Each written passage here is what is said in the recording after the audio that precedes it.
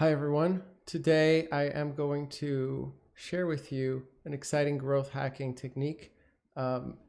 We are going to discuss how to protect yourself from lawsuits regarding image copyrights and licensing, and see some interesting SEO technique implications.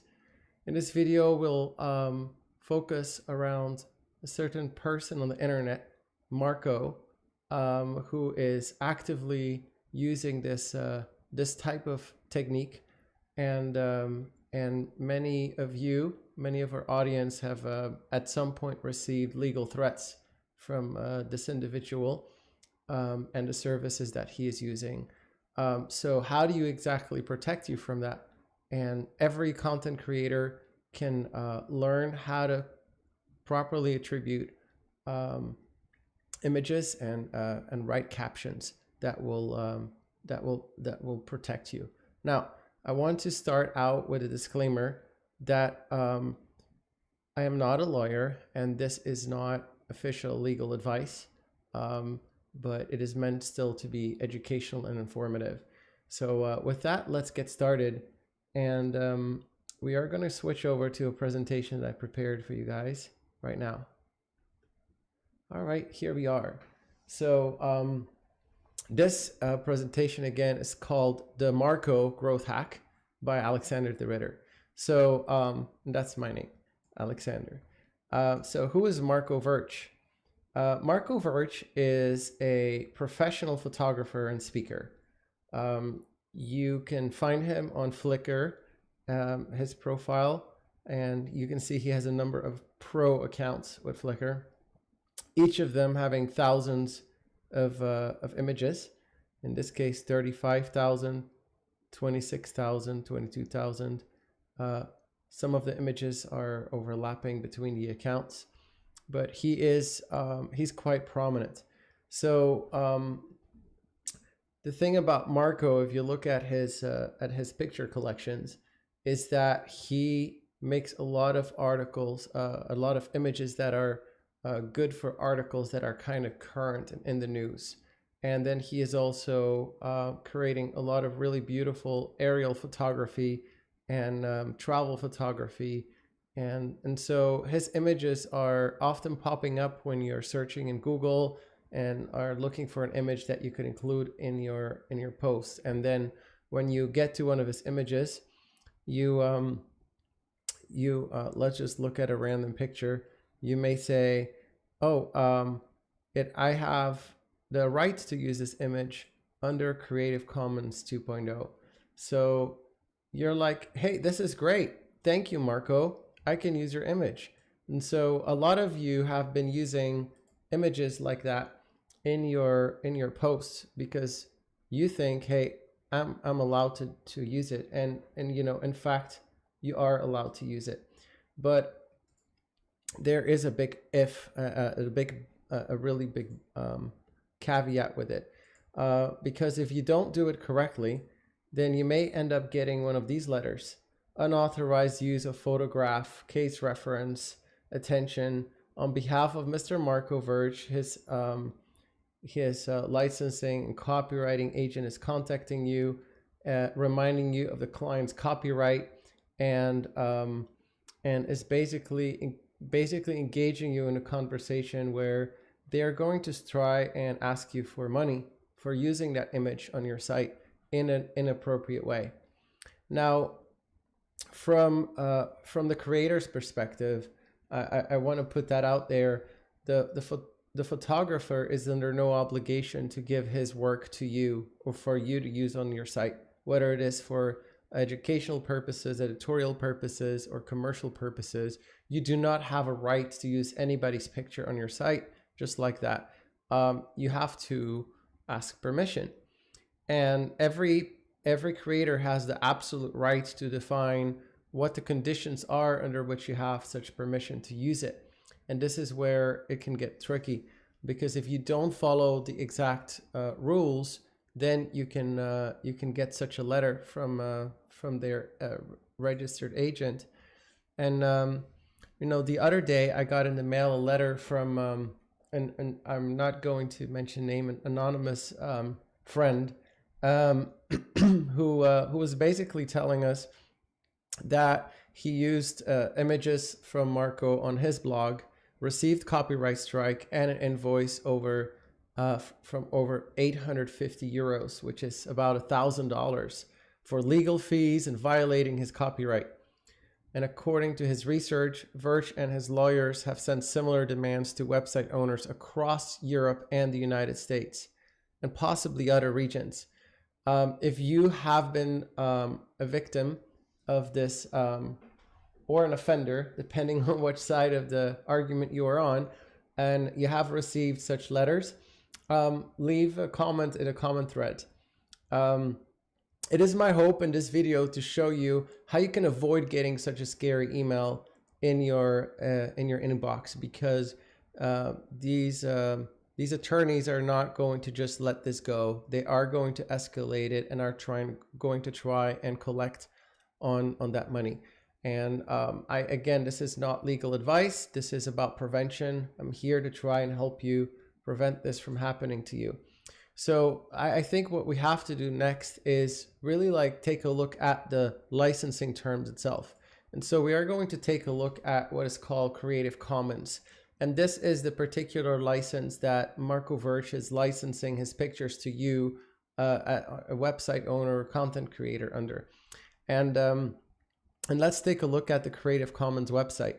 So over here you can, Marco does link to it from his profile.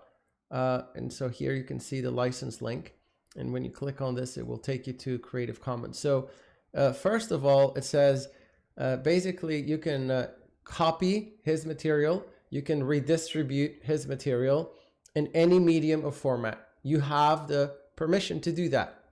You also have the permission to adapt his work, remix, transform, build upon the material for any purpose, and you can even use it commercially.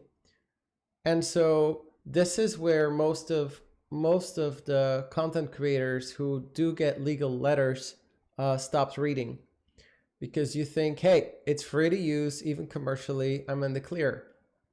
Wrong.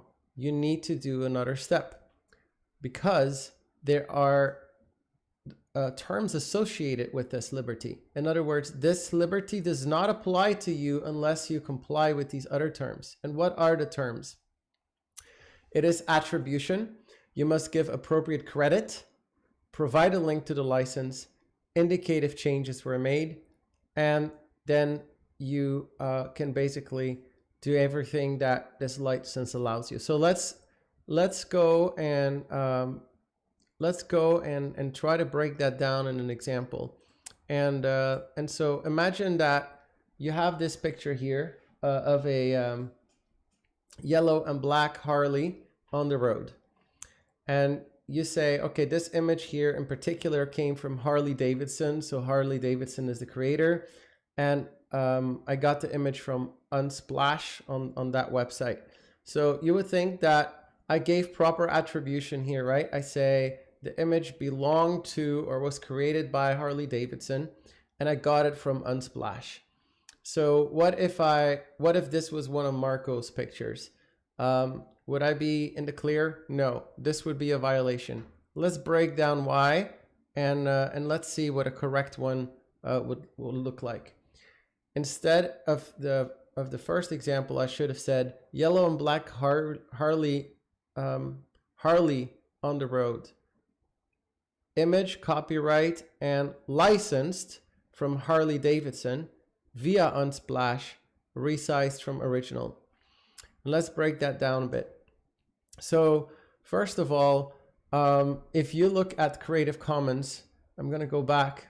There is appropriate credit. There's this little question mark that pops up. If you click on it, you see if supplied. So if you have this information, you must provide the name of the creator and all the other attribution parties. So if there's multiple photographers, you have to mention them too. A copyright notice, a license notice, a disclaimer notice, if provided, and a link to the material. licenses prior to version 4.0 also require you to provide a title of the material if supplied, and may have other slight differences. So Marco is licensing his images under 2.0. So if he provides you with a title of the image, which he does, he provides the title of his images quite frequently. It doesn't look like in this particular example there is a title, but if he does provide a title, you have to provide it. So first of all, let's start with the title, Yellow and Black Harley on the Road. All right, so the next thing you need to pay attention to is calling out the copyright.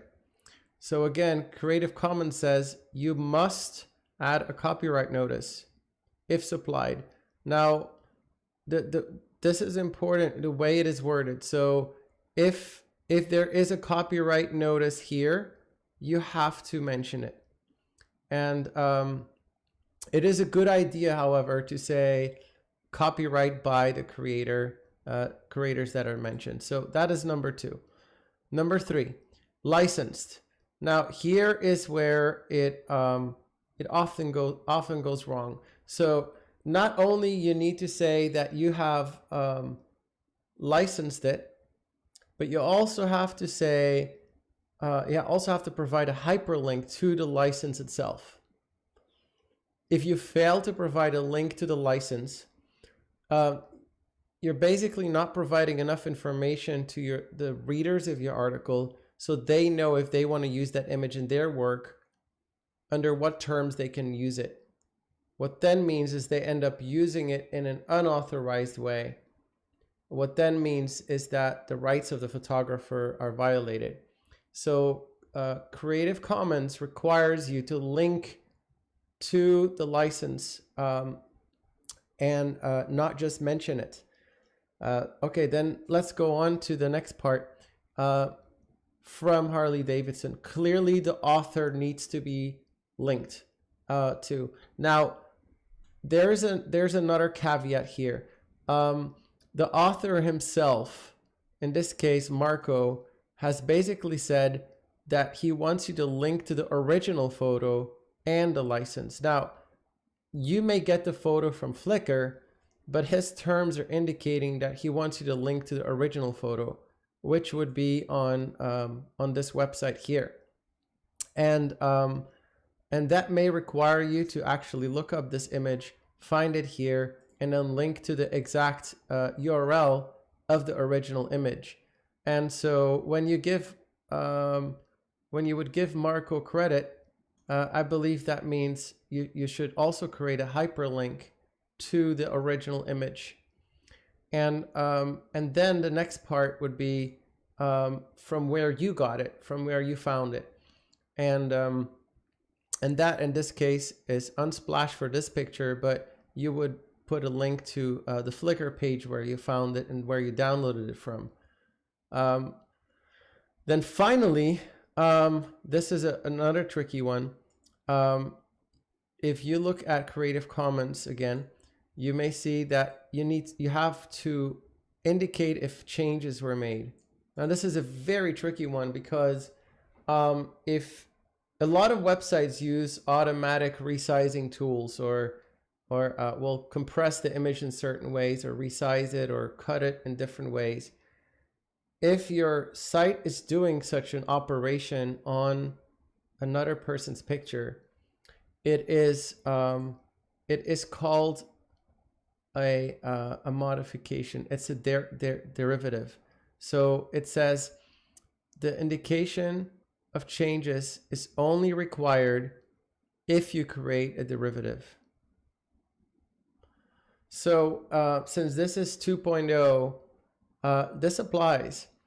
And a derivative, now again, I'm not an attorney, but I looked this term up, and a derivative is any kind of adaptation you make from the original version. So on his own webpage, he provides the images in lower resolution, like say 1024 pixels wide. On Flickr, Marco offers his images around 3000 pixels wide. clearly that would be too wide for your website most of the cases. So you will create a derivative. You will modify the image to fit on your web page. Maybe you'll modify it to fit on a mobile web page, and so forth. If you do anything at all to modify the picture, whether it is resizing, color grading, compressing, whatnot, if you do not actually offer the original picture, the license says that if you have a derivative, you have to say it. Again, these terms only apply to you under the following terms. So if you do not indicate changes were made, you actually do not have a right to share, adopt, use it for commercial purpose, and so forth. So I want to call that out. So in your correct caption, you would want to indicate that as well. Resized from original, for example, or whatever other manipulation you have made. So you would typically add this text in the caption section of your images. So if you're using the free SEO copywriting tool, Ink, you can do that by clicking on the image, and then you're going to see the caption space right there, and you can add your caption. So it would be in that format, and you can get Ink at inkforall.com for free. Okay, a few more things to point out really quickly. There are some notices here on the bottom, and it's basically saying that these terms do not override your permission to use material on the web under what is called fair use. Now, fair use is it's quite elaborate and complex. It's a different topic for another day. But I encourage you to read more about fair use on the website copyright.gov, which will explain under which terms an item is fair use. So that is, if you see how elaborate it is and all of the requirements that you have to go through before you can actually use one of Marco's images, you can see how this is happening, how people are getting email attorney letters. So depending on your perspective, again, Marco's not obligated to share his work with you. You do not have a right to his work. He gives you the right to use it under certain conditions. The thing is, though, most people don't really know what those conditions are. They don't really understand it. They think because it says you can use it for commercial use that they have the right, but you really don't unless you comply with the rules. So I hope already that this part of the live stream that you have enough information to understand how to avoid this and how to read such a document. Again, I'm not an attorney, but this should go a long way in raising your awareness. I want to quickly talk about Shutterstock because here's another mistake many make, and we think, hey, I paid for the Shutterstock license, therefore I have the right to use it however I want. Wrong. That is not true. When you are paying an image on Shutterstock or Getty or any other paid service, they do grant you a license, but they offer you a paid license, and those paid licenses come with certain conditions as well. This is not just like Creative Commons has certain conditions under which you have permission to use the image. Shutterstock licenses also come with certain conditions. So start by reading the license. On shutterstock.com/license, you can find it, or you scroll down to the bottom of the page and you click license, and take some time to understand exactly what you can do.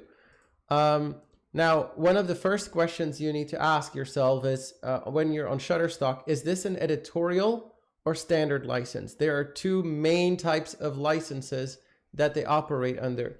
And then the third one, which is called an enhanced license, that would typically be something special, like you want to make a movie and use the picture, or you want to create mass-produced t-shirts above certain quantities with that picture on there and commercialize it in such a way that's a special case. editorial and standard license actually comes with a filter. So that's tip number one. So when you filter images in Shutterstock, check out the filter and see what kind of image that you're using. So if you plan to use write an editorial piece of article, you can use that filter. Otherwise, use the standard filter. Okay, so the second tip is that you should be aware that editorial images have entirely different terms and license terms than the standard and enhanced licenses. Be aware of that and know that editorial licenses are much more restrictive. And then finally, the image themselves, before you download and commit to purchasing an image on these sites, read what the license is, double check.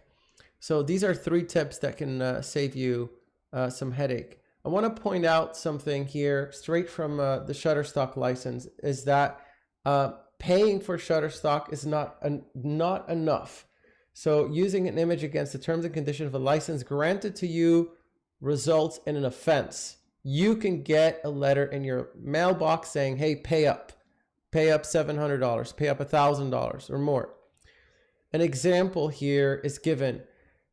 Editorial use only pictures.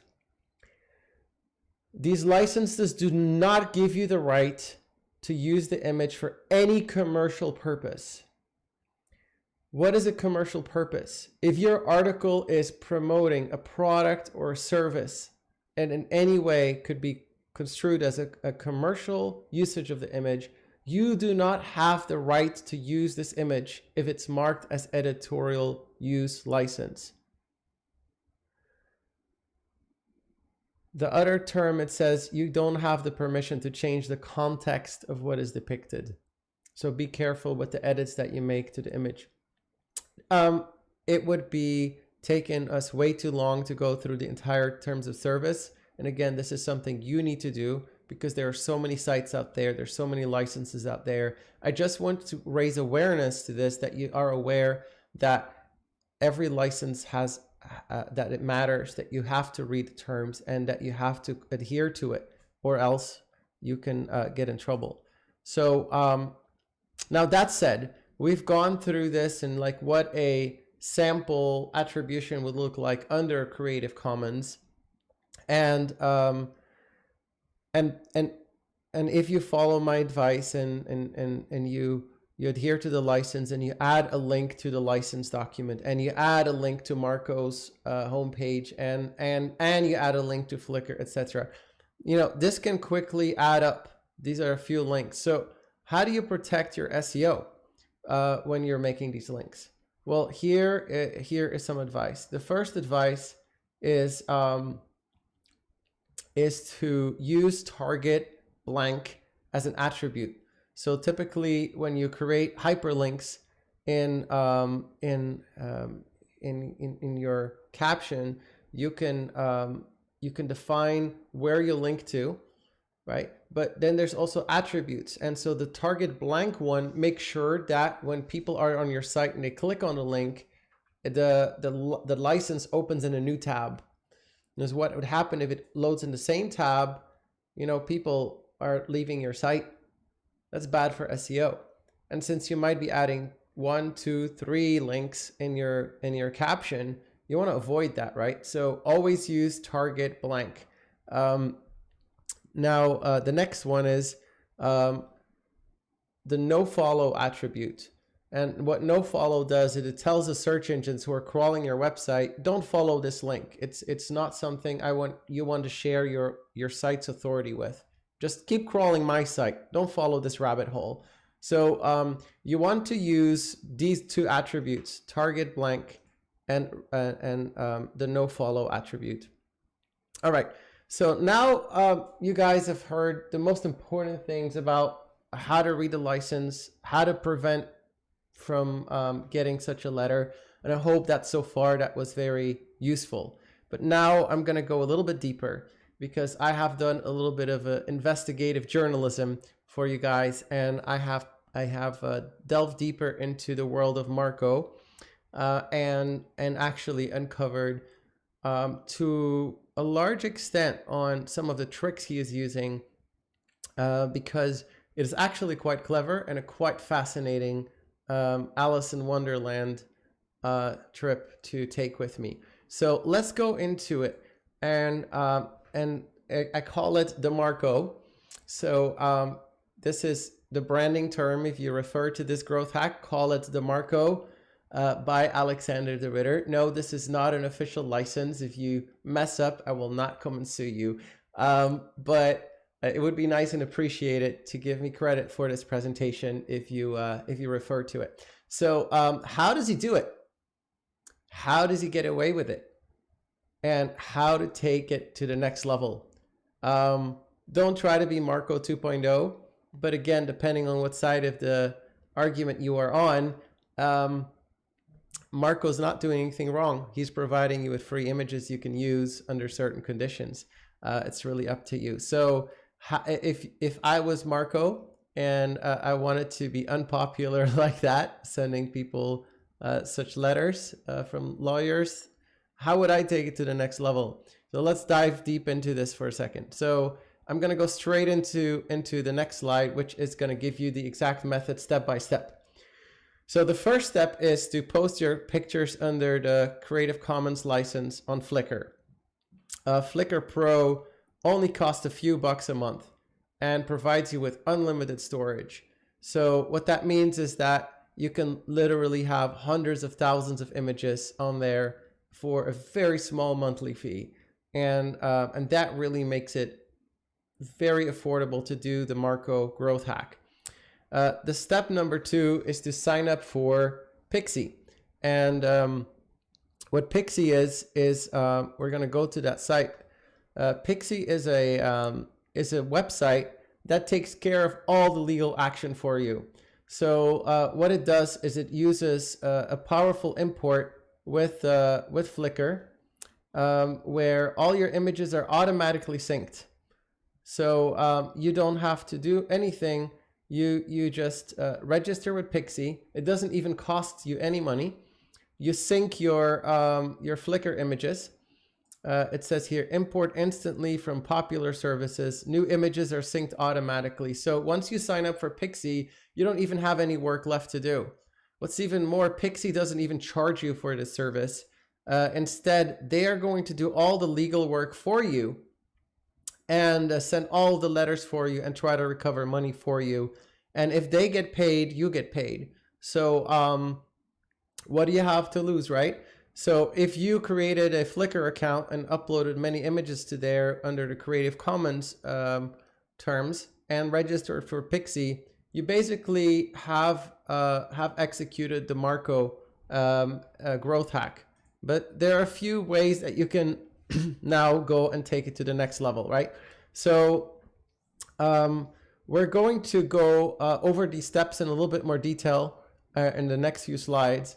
But basically, we're going to see a few examples of images and how you can create maybe on automated software or scale this up in a high level. And so in the step 3, you would scrape news websites. You will then auto-generate images in mass, and then you will have that script upload that image automatically to Flickr. And then Pixie will take those new images and start enforcing the license on it.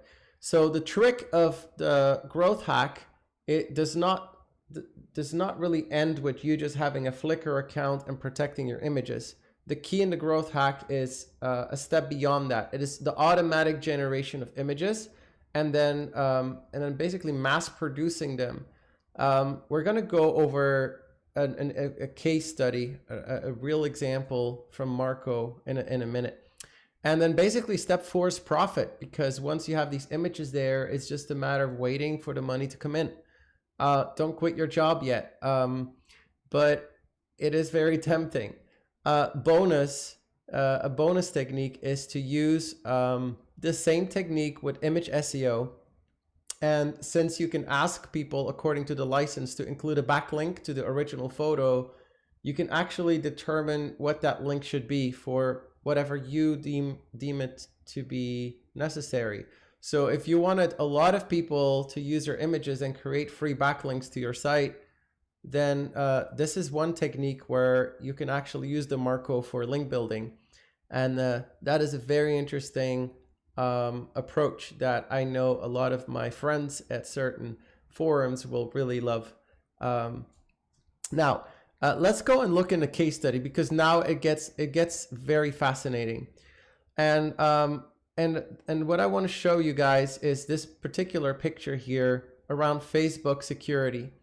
And so you see Marco uploaded a picture on Facebook for Facebook security, and it's a Scrabble tiles on a gray table or something, and it spells this out. And then the usual, credit me, link to my site, and so forth. And he also has it on his own homepage, which is Marco Verge, Facebook, Instagram experience outages Saturday. Now I want to point out something. So if I go to Marco's website, you see here that the title was automatically generated from this title. So this here just takes the words minus the punctuation and replaces punctuation and spaces and commas and replaces those with dashes. The text itself, Facebook down, was apparently the text that he chose to make this image around. Fair enough so far, but now it's gonna get really cool. Let's go to his Flickr page and take a closer look at this image. I'm gonna zoom in. All right, and I hope that, one moment, I hope this is going to be really well visible on the stream. I want you to notice how there is a line right here. I hope compression of the video is not ruining it. But you can see there's a line right here and a line right here, and then there's a line right here and a line right here, a quite abrupt line. A natural shadow does not behave in that way. You see that? In other words, what this is, you see the Y overlapping with the T. See, the T is not actually finishing. You see the Y overlaps with the T. Okay, what I'm telling you is that this is not a photograph. This is a computer generated image. So this is why I call it the growth hack, because the technique works really well when you have a lot of pictures. And just being a photographer and creating legitimate pictures and putting the work in and so forth, it's great. But I'm showing you that Marco is auto-generating these pictures with a script. Here again, you can see the O and the blockiness of it. Also, the O is rotated the same way here twice in a row. All right, so now that you can see evidence that this picture has been computer generated, it does not stop anybody from using this picture on the site. It's on their site and their content. It is a nice picture, but it was automatically generated. So going back to the method, it is all about creating automated scripts to mass produce images. And the next thing I want to show you is this is impressive. Look at this. Here you can see all Marco's different kind of combinations. Facebook security, measles outbreak, Twitter timeline, Bachelor Paradise, Facebook security, measles vaccine, Stranger Things, and so forth. So, wow, it keeps going and going and going and going and going and going and going and going and going and going and going and going and going and going. I can keep going for days. So imagine you created a script with your own visual style that people might like to include on their website, and you had that script connect to the Flickr API.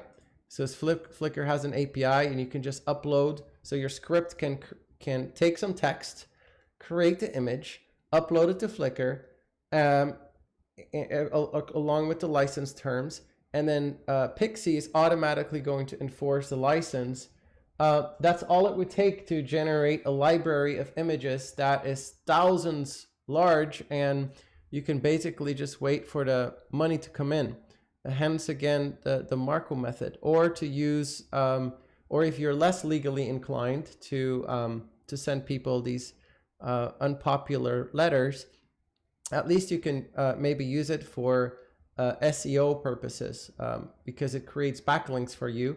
You can rank in Google image search. You can rank in Google itself, because you can set the link where people need to give attribution to, and then it is basically time. Oh yeah, one more really cool thing. I mentioned here scraping news sites.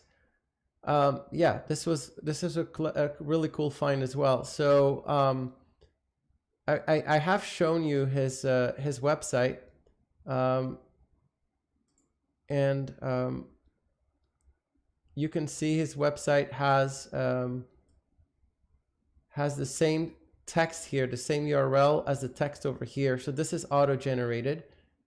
This caption is also the same text, auto-generated. This text here also auto-generated. All of this is automatically generated. An SEO trick that he has is he uses it and translates it in multiple languages, also automated. So not only he can rank for this picture in the UK and US, but they can also rank for it in Holland, in England, in French, in German, Italian. Basically, all of the countries where he can legally go after you with Pixie, he is translating the images and the text for those pages, which is pretty cool. Now, what I want to show you is another find I made on this particular one. Now, you already have seen that he used Facebook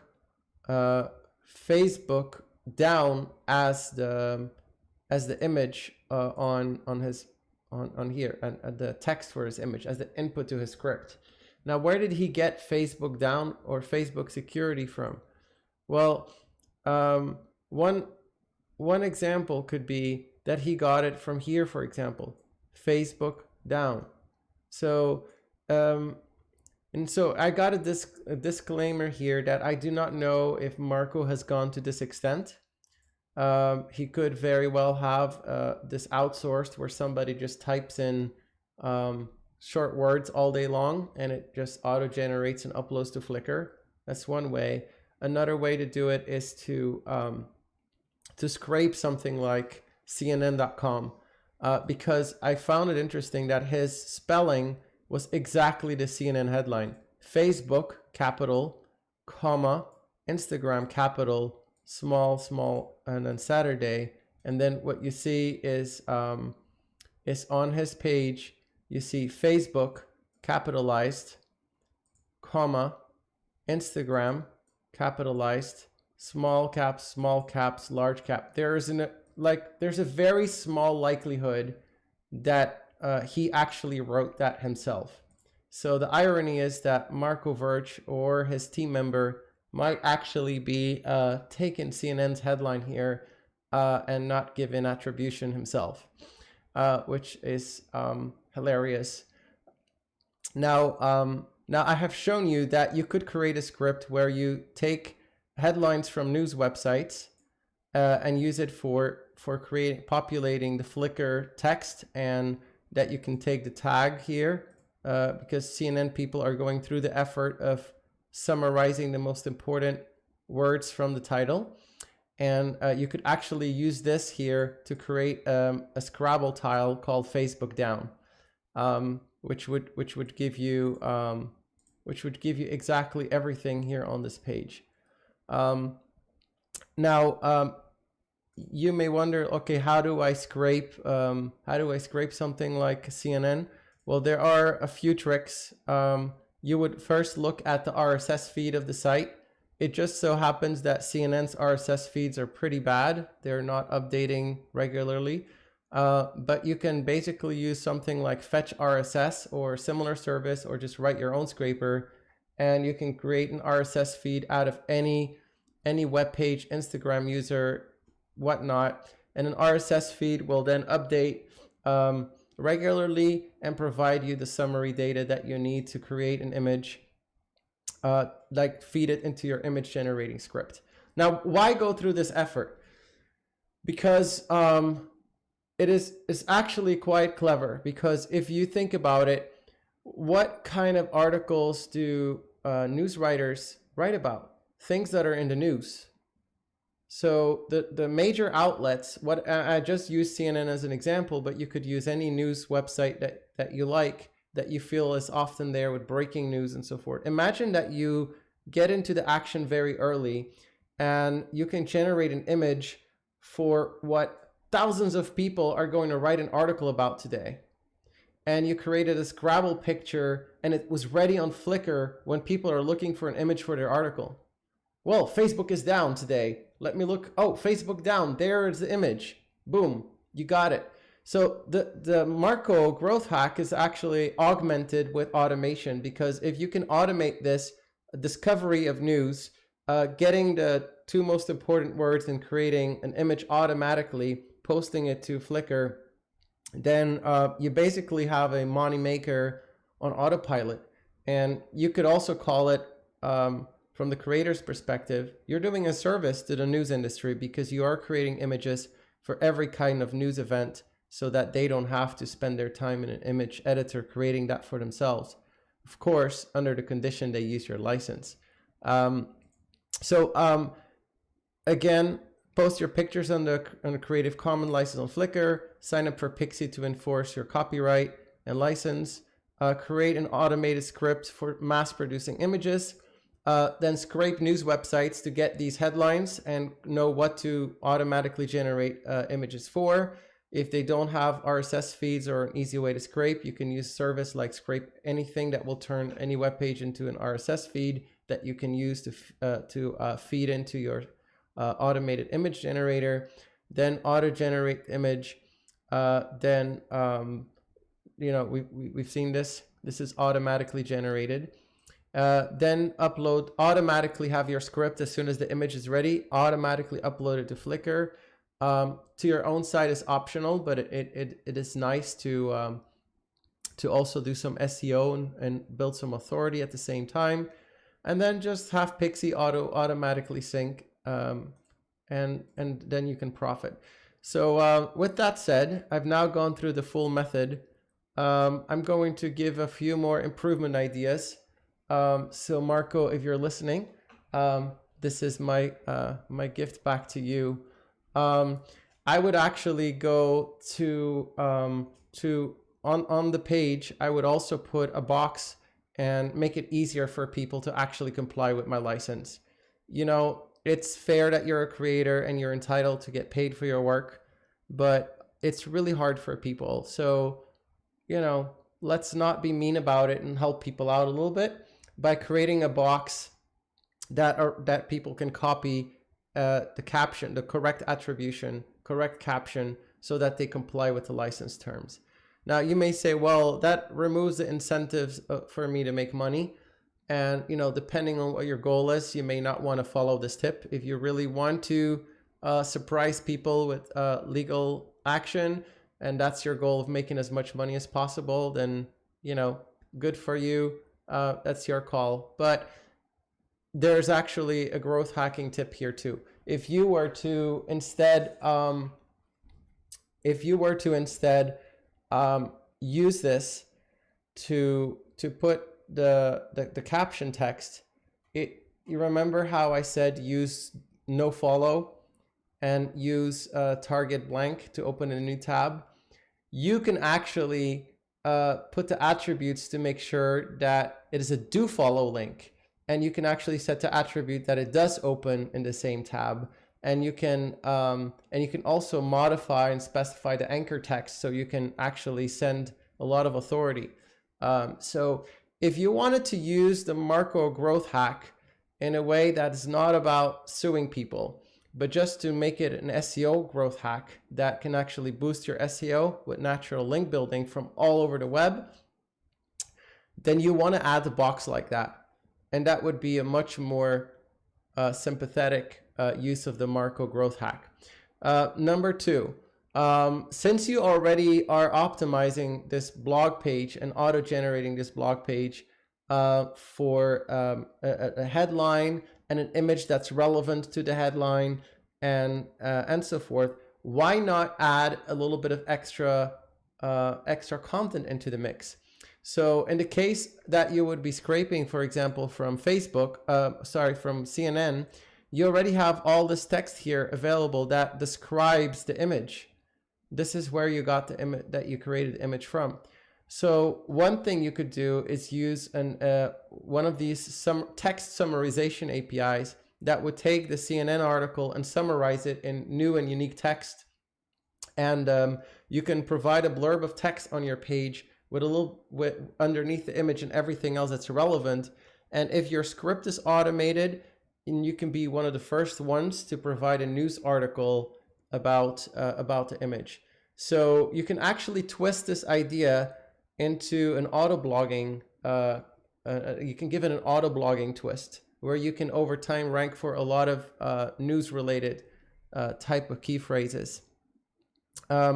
Now you may, if you are only going to use CNN as your source, you're likely to not outrank them because their authority is very high. But depending on what news sources you pick, you can actually pick more obscure niches and topics to make images for, and you can apply that to your niche as well. And you could rank for those kind of out there keywords. Okay, there's also an option to create some GPT-2 text using AI. That is likely going to be nonsense, but it would still be very hard for Google to determine that it is nonsense. I do not highly recommend it, but it is an option that some of the black hatters watching this video might like to think about. And we can do GPT-2 here because we have a lot of input text. So you can feed this into GPT-2 and then let it generate some additional text. And for those who don't know what it is, it's like that OpenAI algorithm that they said was too dangerous to release earlier in 2019, and then later on decided to release anyway. Okay, then the next improvement idea is to tap into the news cycle. This is auto blogging. Depending on the source for automation, you can turn this into either a news type of auto blog, or you can turn this into kind of a niche kind of an auto blog. And it's up to you how you implement the Marco growth hack. It's really limitless. And then finally, you can also monetize the site with content relevant ads. Cost per impression ads would be a good one here, because your images are thousands in numbers. They're automatically generated. You're going to get a lot of organic traffic. And this is also one way to make some extra money without going around and suing people. And then finally, if you really want to take this to the stratosphere, then you could sign up for something like Data Miner. You'd have to be very rich though. Data Miner is a company that has access to the whole Twitter API and knows the news before it becomes news.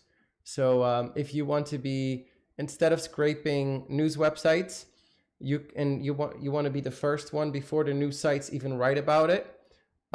It will increase your chances if you go for the news approach implementation auto blog. Your chances to rank in news, and it will also have more journalists looking for your images. Although CNN is not likely to use one of your automatically generated images. It'd be interesting though to hear any stories of bloopers. I know like political campaigns have been caught in the past using images without permission, and that's always a fun story in the news. All right, some additional approaches. So you want to implement something like this, and you don't want to be a copycat and use the Scrabble method. There's actually a whole bunch of additional ideas you can do. You can have text on a coin jar. You can use those kid magnet letters. In addition to Scrabble letters, you can also use like a lightbox style. You can also have these like see-through letters, like on a surface. You can also do something like with a typewriter style, like on a little canvas or on a piece of paper. There's really limitless options and ideas. I think if you create a script to generate one style, it's easy to create a few more scripts to generate a few more styles, and that again can create again some different variations on the Marco method, the Marco growth hack. So then one more for you guys is thispersondoesnotexist.com. This is a website that uses artificial intelligence to generate faces. Now the question is, who owns the copyright? And you just refresh to get a new one every time. Who owns the copyright on artificial intelligence faces? And no two images are ever the same. So how do you have copyright and attribution here? Now, if you did something with this image, say crop it or upload it, you know, it becomes a human person's creation from an artificial intelligence generated input. That could potentially be an idea. I'm using this because as an example, because there's many different AIs that you can apply in this context. Another example is using AI to generate watch images. So here there was an article, and this is quite easy to find on Google, but generate watch images. I mean, make a whole collection of watch images, and if anybody wants to make an article about watches and they like your watch, and you know, they can include it. So if you, let's say, have a store where you're selling watches, why not like create an automatic backlink engine and maybe use something like Pixie to enforce people to create backlinks to your site so that you can become the #1 watch store. Anyway, so the Marco method by Alexander de Ritter, at least broken down by me, gives you a lot of creative options. So in summary of this presentation, which is wrapping up now, go out and protect yourself. Read the license terms and try your best to comply with every aspect of it. Otherwise, do not think that you have the right to use it. And I know this is a lot for you guys to take in. Many of you are going to be like, wow, that were a lot of terms. I'm too nervous to even begin to use any of these images. And I might never trust using an image from Marco again because it's too complex for me. If that's you, then use Unsplash. And that's going to be my final tip for this live stream. The license from Unsplash is you can use it for free. You can use them for whatever purpose, commercial, non-commercial. You don't need permission. You don't need to give credit. And you get an irrevocable, non-exclusive, worldwide copyright license to download, copy, modify, distribute, perform, and use photos for free, including commercial purpose, without permission or attribution needed to either Unsplash or the photographer. So that is really amazing, and this is why Unsplash is very, very popular with many people. If that's all a bit too much for you, then use Unsplash. If you want your blog to stand out and have exclusive images, consider taking the images yourself, or use one of the paid license image providers on the condition that you do read their license and comply with it as well.